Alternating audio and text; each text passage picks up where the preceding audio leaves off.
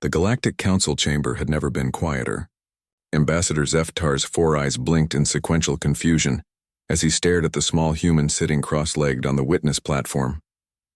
The child, barely 8 cycles old by human standards, swung her legs back and forth, completely oblivious to the theological crisis she had just unleashed upon the assembled representatives of 47 civilizations.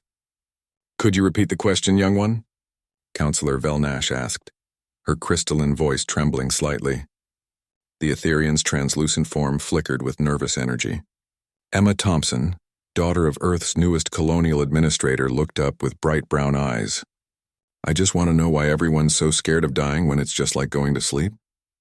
The silence stretched on. In the observer galleries, journalists from across the galaxy leaned forward. This was supposed to be a routine cultural exchange, a simple presentation by a Deathworlder child about human customs. Instead, it had become something else entirely. Dr. Krelix, the Vorthan philosopher, was the first to attempt an answer. His massive frame shifted uncomfortably in his hover seat. "Child of Earth, death is not sleep. Death is the ending. The cessation of consciousness. The void." Emma tilted her head. "But when I sleep, I don't think either. And sometimes I have dreams, and sometimes I don't remember them. How's that different?" The philosophical implications hit the assembled beings like a gravitational shockwave. The Nexari delegation began chittering anxiously among themselves.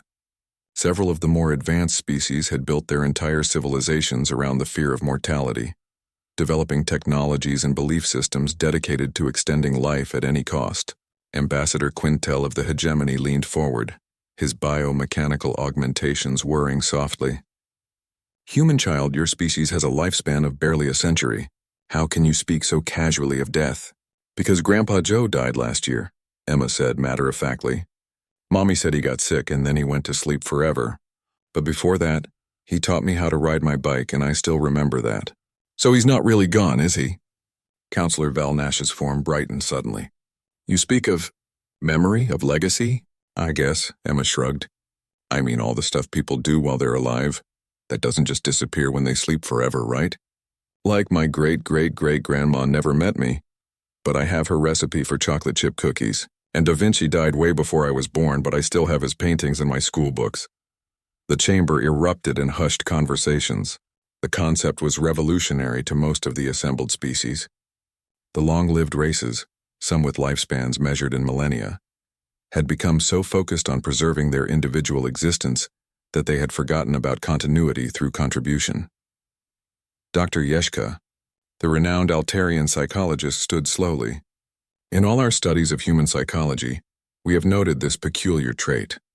Humans seem to accept mortality with a resignation that borders on the pathological. We assumed it was due to their abbreviated lifespans forcing adaptation."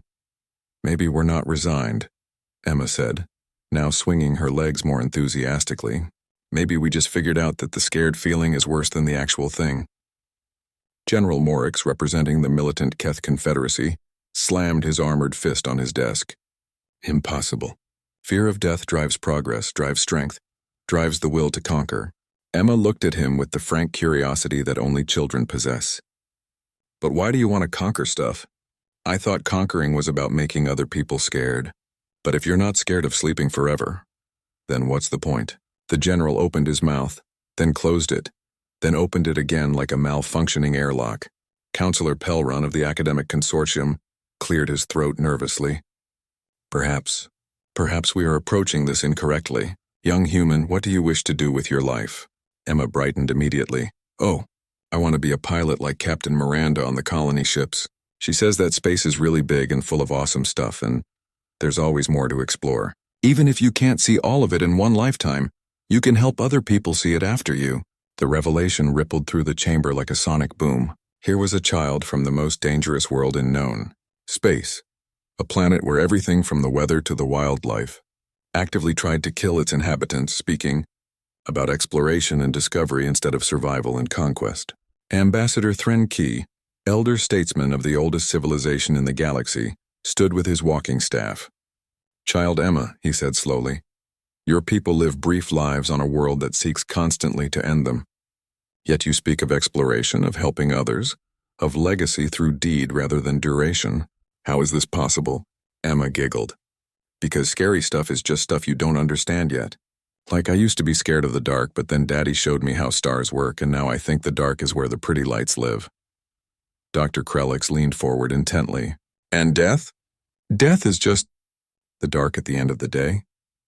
But tomorrow someone else gets to see the stars.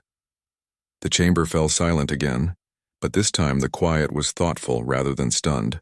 In the observer galleries, several journalists were already composing headlines. Child from Deathworld redefines mortality, and human philosophy shakes Galactic Council. Counselor Velnash spoke first. The human child has given us much to consider. Perhaps our various species have much to learn from the perspective of those who live briefly, but brightly. Emma hopped down from the platform. Can I go get lunch now? They said you have ice cream from 17 different planets, and I want to try them all before I have to go home. As the small human skipped out of the chamber, chattering excitedly about Xeno-flavored ice cream, the greatest minds in the galaxy sat in contemplative silence. A child from a death world had asked a simple question about death, and in answering it, had accidentally solved philosophical problems that had plagued civilizations for millennia. Later, historians would mark this day as the beginning of the great philosophical revolution, when the galaxy learned that maybe the secret wasn't living forever, but living fully while you could. But Emma Thompson would always remember it as the day she got to try Andromedan vanilla ice cream for the first time. It was pretty good,